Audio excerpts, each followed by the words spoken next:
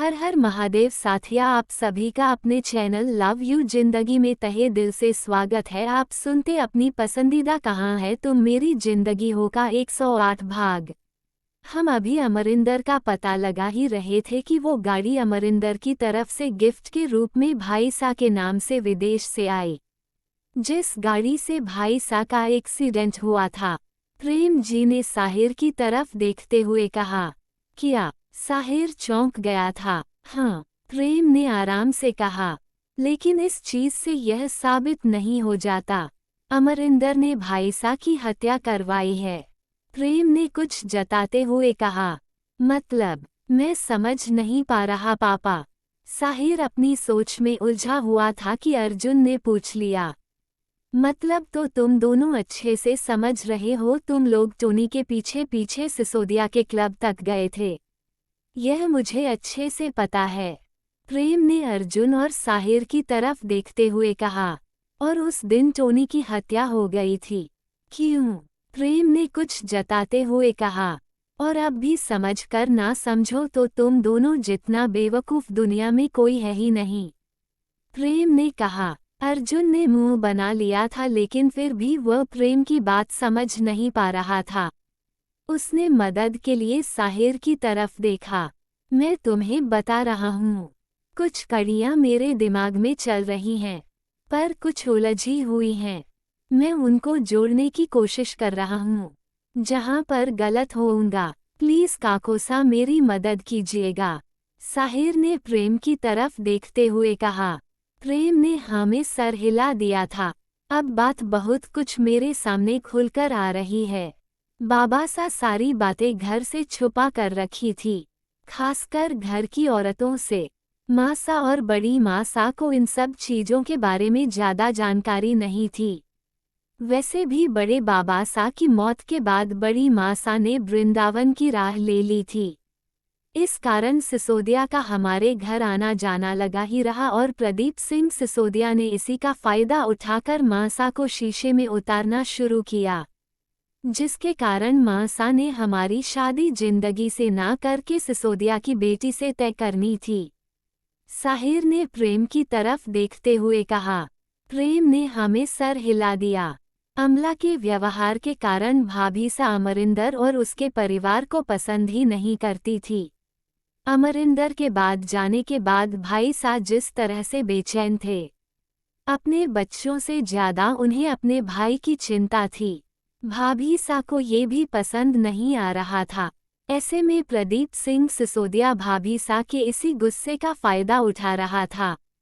भाई सा और हम चाहकर भी नहीं रोक पाते थे, क्योंकि आपके ननिहाल के कुछ रिश्ते सिसोदिया परिवार से हैं।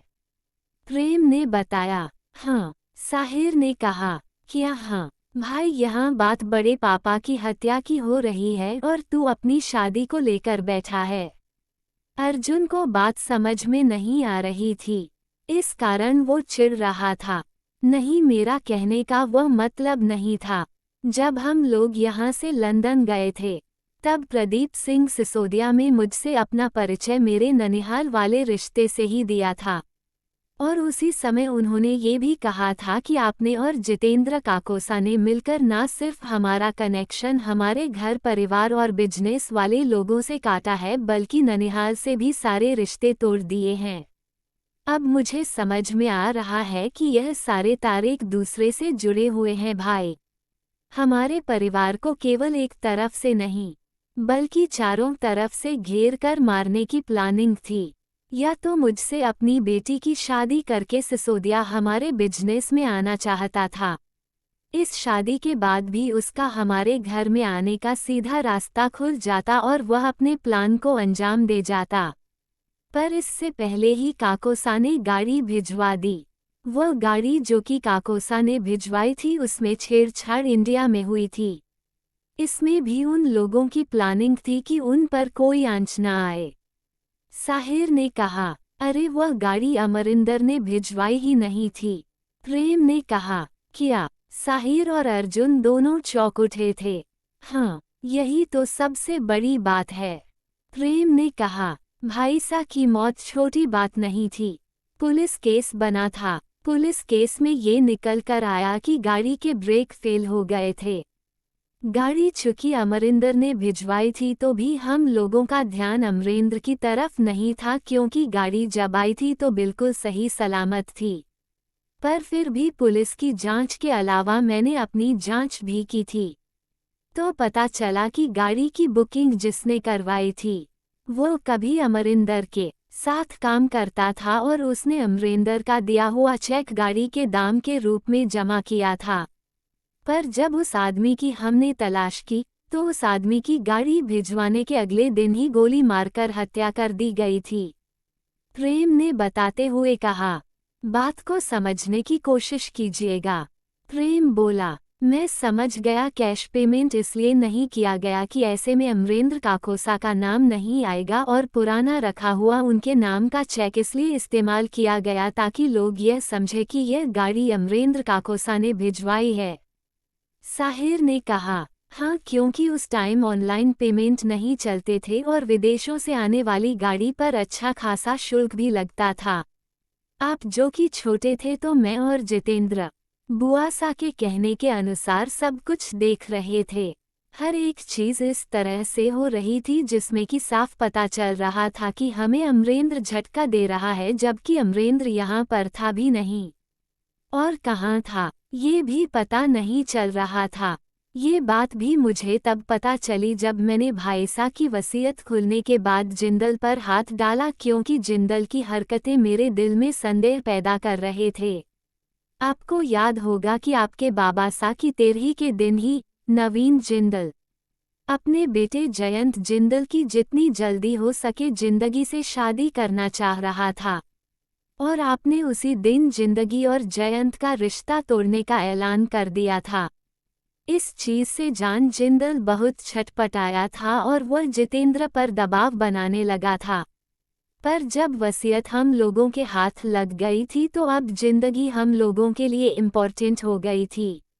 वसीयत की जानकारी केवल मेरे बुआसा और जितेंद्र के बीच में थी और हम लोग जिंदगी को इस तरह से जिंदल परिवार के हाथ में नहीं दे सकते थे।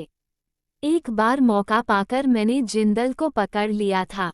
जब उसके गर्दन तक मेरे हाथ पहुंचे तो रट्टू तोते की तरह वह बहुत कुछ बताने लगा।